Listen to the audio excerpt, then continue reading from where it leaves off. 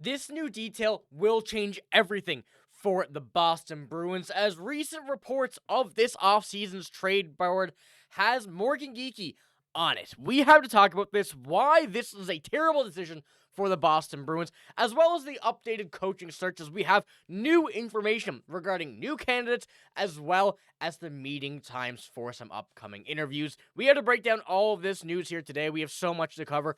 Very quickly, before we jump in, and as I've been mentioning in the last few videos, we noticed that 70% of you guys watching right now are not subscribed to the channel, but the main thing is we have a lot of news coming for you. You won't want to miss it. We're going to have it all right here, so be sure to hit the sub button if you're looking for your Boston Bruins news. But let's get into our first topic here, starting out with the interesting look of Pavel Zacha and Morgan Geekie being on the Daily Faceoff big trade board for this year's offseason. Now, Pavel Zacha, we've discussed him. The Montreal Canadiens trying to go and poach him from the Boston Bruins.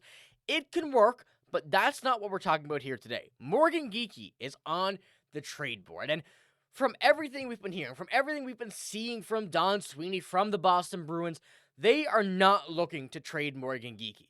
But now having his name on the board makes things a lot more interesting when it comes to the Boston Bruins' decisions, what they will do, and why this is a terrible decision. I'll be breaking it down, but let's just jump kind of into this here quickly. Going over what the projected contract is for Morgan Geekie. At 4 years, $6.5 million. That is a good amount of money for a guy like Morgan Geekie. Now, I feel like there's going to be a lot of people who, coming into this, of course from AFP Analytics here, saying that 6.5 is a bit too much for Morgan Geekie. And, especially after just one season, that is a reasonable decision to kind of come to. That's a reasonable decision to make it be. Now, we saw Morgan Geekie last year start off very, very slow on a contract year. We were thinking that, this contract would be maybe even $4 million less if he had continued a season like he was on pace for before, November, December, when he really started to heat up, goes out and get multiple goals here, multiple goal per game games, and, 30 goals a game or 30 goals in the rest of the season is what I'm trying to say. But he showed that his true potential was there. He reached that potential, and if that did continue, he is going to be a for sure first-line forward for this Boston Bruins team, who, pairing him with David Pastrnak is exactly what we were looking for. We needed to have that 1-2 punch on that line, and adding a center if Elias Lindholm heats up again next year, if we get another center, that makes it a very, very good first line. And, of course, Morgan Geekie is a guy that we were hoping to get back into a rhythm going back again, and we saw that last year. I wanted to pull up the stats here, because when we're looking at his point total, 57 points in 77 games last year, 33 goals, 24 assists, the goals came flying, as I mentioned, after, realistically, December, the start of the new year, start of this year. We really saw him come into his own, start scoring at an insane pace, and show that, he's going to be an important part of this team. Now, when you go back to his previous years as well, you look at the point total of a 39, a 28, and then a 22. He really hasn't shown that potential in the past few seasons. He's shown that he was a great middle six player, but we saw this year that a first line role was definitely the option for him here, and playing on the wing was, kind of out of his way, normally a center, but we saw it work out. Now, when it comes down to it, when it comes down to looking at how this comes out, this is what Daily Faceoff has their description for Morgan Geekie here. He had a true breakout season with 33 goals, nearly doubling his previous career high, and he'll need to be paid. Boston is an interesting summer of transition. They'll need to make some decisions about whom to keep, with both players positive relative to cap. This, once again, talking about Pavel Zacha. They'll have some real interest. So, going through the decisions to make and going through what is going to have to be done here, there is no way, zero chance you get rid of a guy like Morgan Geekie, someone who was one of your only shining points last season, someone who certainly will look to continue that this season. You give him that extension. The cap going up, it really makes it seem like a much lower contract in a couple of years. And yes, you'll pay the price right now, but the Bruins have the cap space to do it. $28 million will be able to make that work. And once again, when we're looking at Morgan Geekie from this season, he's worth every penny that came from him. 77 games, 57 points, playing first line, second line minutes, depending at times.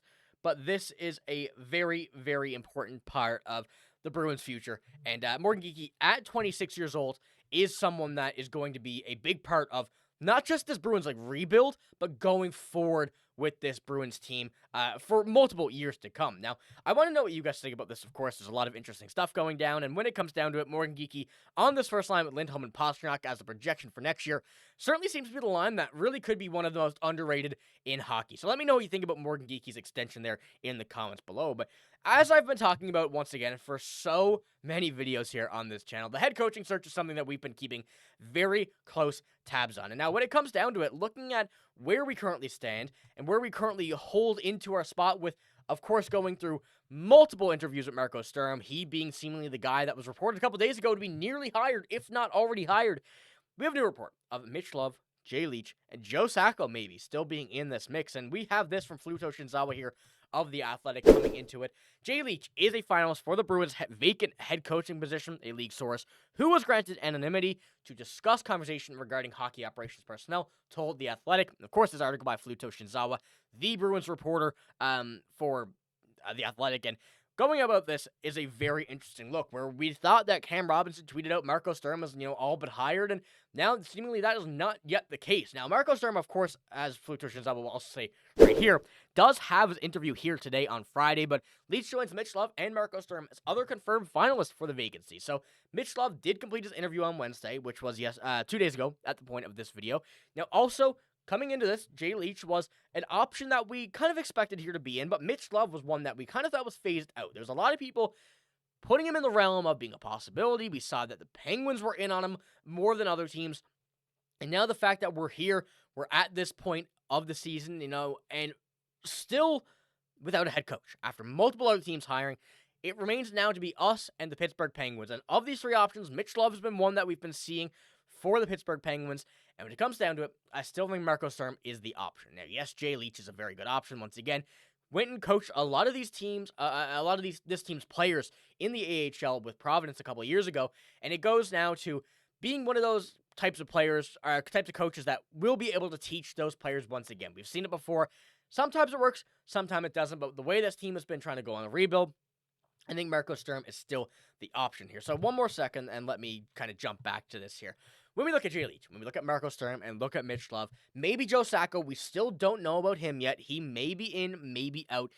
He said he was going to be a finalist from Don Sweeney about this year's decision-making, but Marco Sturm and Jay Leach are the two that, right now, I'm in favor of a bit more than Mitch Love, just because the Pittsburgh Penguins are on him. I think that's a better option for them, and more so than the Bruins spot. I feel like the Bruins are looking for that coach that can help these younger guys, which, to me, is Jay Leach and Marco Sturm. So I want to know what you guys think in the comments below. Of course, there's going to be a lot more news coming about this over the weekend, maybe in the next week, and soon enough, we'll have our coaching decision made. So let me know what you think about, these three candidates. Who do you want specifically? I think Marco Sturm, once again, still my favorite in the opportunity here that the Bruins have. It makes a lot of sense, and I do think it's the best option. But let me know what you think in the comments below as well. Let me know what you think about Morgan Geekie. Is he going to be traded?